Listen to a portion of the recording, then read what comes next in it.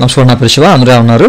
EPF news 6కి స్వాగతం అండి. ఇందులో మరికొన్ని ఇంపార్టెంట్ విషయాలు అయితే మనం తెలుసుకోబోతున్నాము. వీడియోకి వెళ్ళే ముందు ఇలాంటి విషయాలు మీరు మరింత తెలుసుకోవడం కింద సబ్స్క్రైబ్ బటన్ ఉంది, అంటే ఆఫ్ చేసి మన సబ్స్క్రైబ్ చేసి పక్కనే ఉన్న బెల్ బటన్ని యాక్టివేట్ చేయండి. అనేది కాకుండా లైక్ చేయండి. లైక్ చేస్తే ఇలాంటి వీడియోస్ అందరికీ చేరుకుంటే చాలా మందికి ఉపయోగపడతాయి. So please like.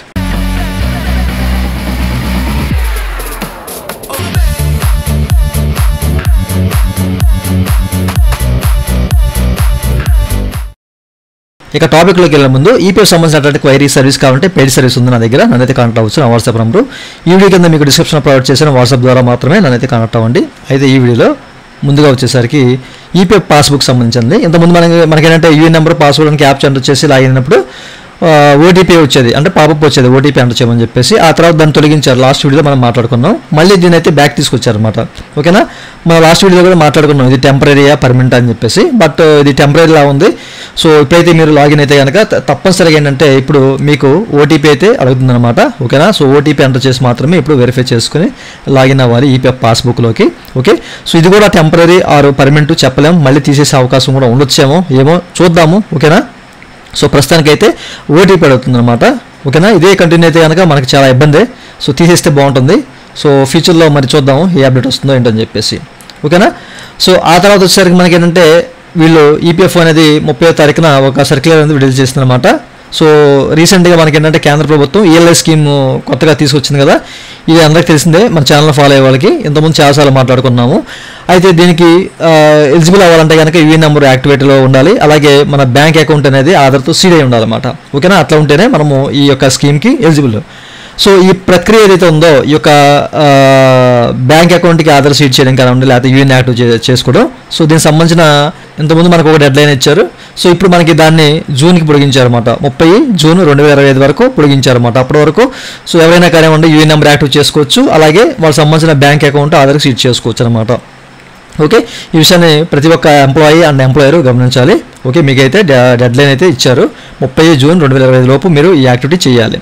అండ్ ఆ తర్వాత వచ్చేసరికి సో మీరు అక్కడ చెక్ చేసుకోవచ్చు ఈ యొక్క డీలింగ్ గురించి.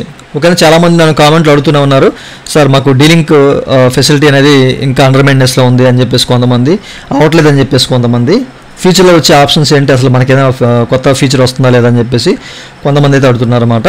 సో ప్రస్తుతానికైతే మనకి ఈ యొక్క డీలింగ్ ఫంక్షనాలిటీ అనేది అండర్ మెయింటెనెన్స్లో ఉంది. ఇది మేబీ ఒక 1 వీక్ వరకు టైం అయితే పట్టే అవకాశం అయితే ఉందన్నమాట. ఓకేనా, మేబీ నెక్స్ట్ మంత్ ఫస్ట్ వీక్లో ఇది రీసాల్వ్ అయ్యే అవకాశం ఉంది. అప్పటి వరకు వెయిట్ చేయండి.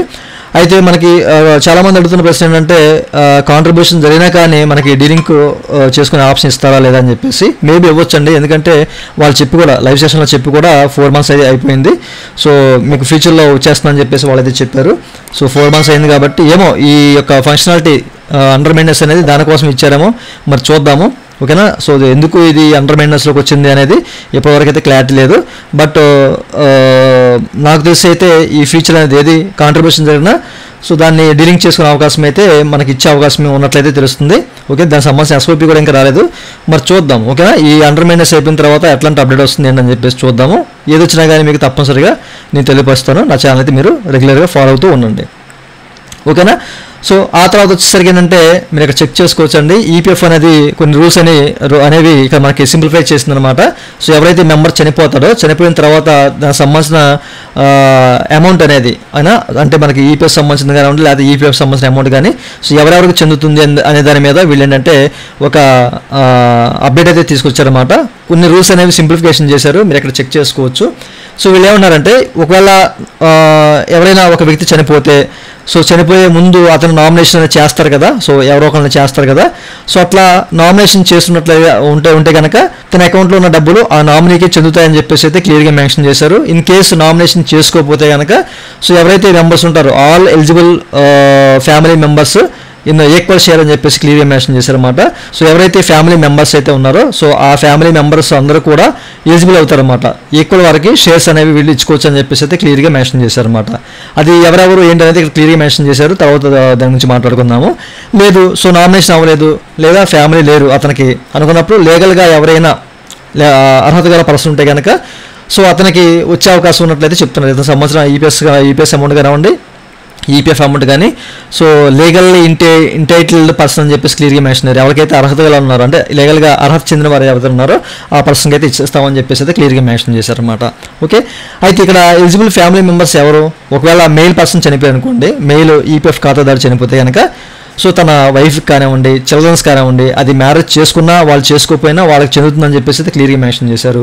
అలాగే వాళ్ళ పేరెంట్స్కి, అలాగే సన్, విడో అండ్ చిల్డ్రన్స్కి అని చెప్పేసి కూడా క్లియర్గా మెన్షన్ చేశారు. అలాగే ఫీమేల్ మెంబర్ అనుకోండి, చనిపోయిన మెంబరు ఆమె అనుకోండి, సో ఆమె యొక్క భర్తకి అలాగే అంటే హస్బెండ్కి వాళ్ళ చిల్డ్రన్స్కి వాళ్ళు మ్యారేజ్ చేసుకున్నా చేసుకోకపోయినా వాళ్ళ పేరెంట్స్కి కానివ్వండి, లేదా హస్బెండ్ పేరెంట్స్ కానివ్వండి, సన్, విడో అండ్ చిల్డ్రన్స్ కానివ్వండి, సో వీళ్ళకి వచ్చే అవకాశం ఉన్నట్లయితే వీళ్ళు చెప్తున్నారు అనమాట. ఓకేనా, సో వీళ్ళు సింప్లిఫై చేశారన్నమాట కొన్ని మీరు ఇక్కడ చెక్ చేసుకోవచ్చు. ఇవ్వండి ఇవాళ ఈ యొక్క న్యూస్ 6లో ముఖ్యమైన విషయాలు. మరొక వీడియోలో మరికొన్ని ముఖ్యమైన విషయాలు అయితే తెలుసుకుందాము.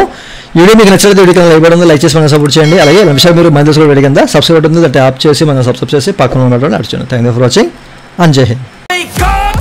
It's time to look at the enemy. Look in the mirror if he is no friend to me. It's not working out, maybe it's